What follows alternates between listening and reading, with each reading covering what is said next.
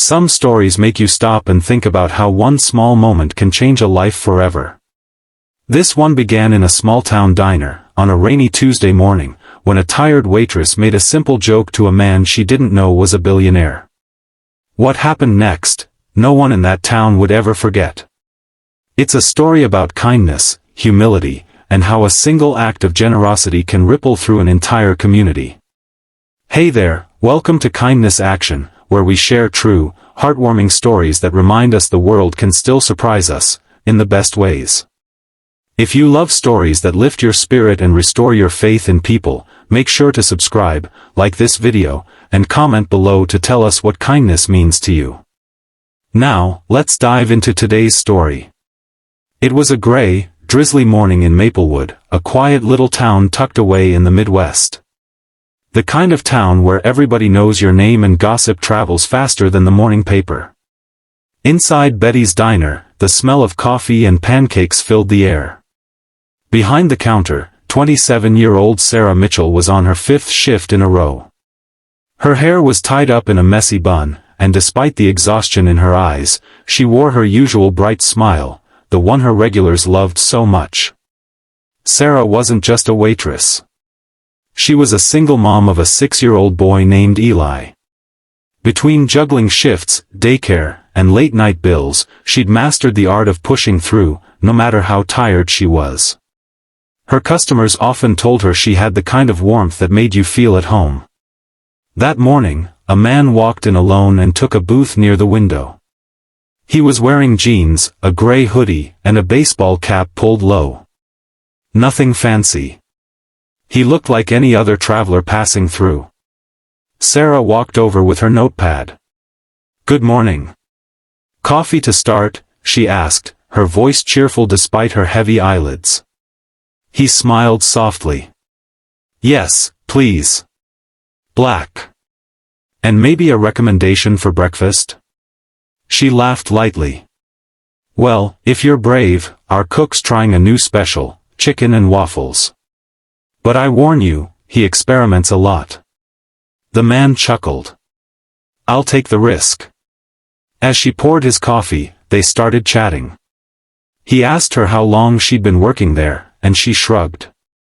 "Feels like forever," she said. "But it pays the bills, mostly." Then, almost out of nowhere, he asked, "If you could have anything right now, what would you want most?" Sarah blinked, caught off guard. "Anything," she repeated. He nodded. "Anything at all?" She smirked, brushing off the question. "Honestly? A day off. A real one. No calls, no bills, no dishes, just a quiet day where I can breathe." He smiled like he was thinking about something. "That sounds like a good wish," he said.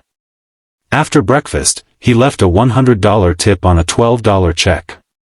Sarah tried to call after him, but he was already gone, leaving only the faint smell of cologne and a name on the receipt, David. She shrugged it off, thinking he was just another generous stranger passing through. The next morning, Sarah arrived at the diner, hair still damp from the rain, ready to tackle another long day. But as she reached for the door, she saw a sleek black car parked out front. A man in a suit stepped out and called her name. "Ms. Mitchell," he said, holding a small black envelope. "This is for you." She frowned, confused, but took it. The envelope was heavy, her name written in gold ink. Inside was a simple note: "Everyone deserves a day off. Enjoy yours. David." Beneath the note was a black American Express card, with her name engraved on it. Sarah froze. Her heart raced. "This can't be real," she whispered. The man in the suit smiled. "Mr. David said you'll know what to do with it. He also arranged for someone to cover your shift today." Sarah stood there in disbelief as her coworkers gathered around, equally stunned. Her manager just shook his head, muttering, "What in the world?" That afternoon, Sarah took her first real day off in years. She took Eli to the park, bought him a new soccer ball, and treated them both to ice cream without checking her bank app first.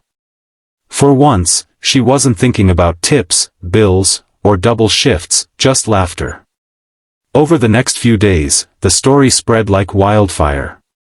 Everyone wanted to know who David really was. Some thought he was an angel. Others guessed a celebrity or a lottery winner. A week later, the mystery man was revealed in a local news story. Turns out, David Langford was a billionaire tech entrepreneur who'd made a fortune from an app that helped small businesses grow. He'd been driving across the country, quietly visiting small towns to see real people living real lives, the kind his company's success was supposed to help. When he met Sarah, her simple wish for a day off hit him hard. He realized that sometimes, the people who give the most, those who smile through the struggle, are the ones who need kindness the most. But David's gift didn't stop with that black card. He called the diner's owner a week later and offered to cover college tuition for any of the diner's staff who wanted to pursue their education. He also donated a large sum to the local community center, helping fund a new playground and daycare program. When a reporter asked him why, David simply said, "Sarah reminded me that kindness doesn't have to be complicated. It starts with noticing people, the ones who make your coffee, bag your groceries, or hold the door open. Sometimes they carry the heaviest loads and ask for the least." As for Sarah, she never used the black card again after that first day. She kept it in a small box at home as a reminder, not of money, but of what it represented. It wasn't about the card, she told a reporter later. It was about someone seeing me, not as a waitress, not as a struggling mom, but as a person who mattered. Her life slowly changed after that. She used the opportunities David's kindness opened up to finish her nursing degree, something she'd once thought impossible.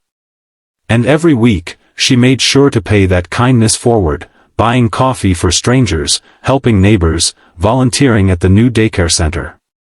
Because she'd learned something powerful, kindness doesn't just flow one way. It multiplies. Kindness doesn't always come wrapped in luxury cards or grand gestures. Sometimes it's a smile, a listening ear, or a simple question that says,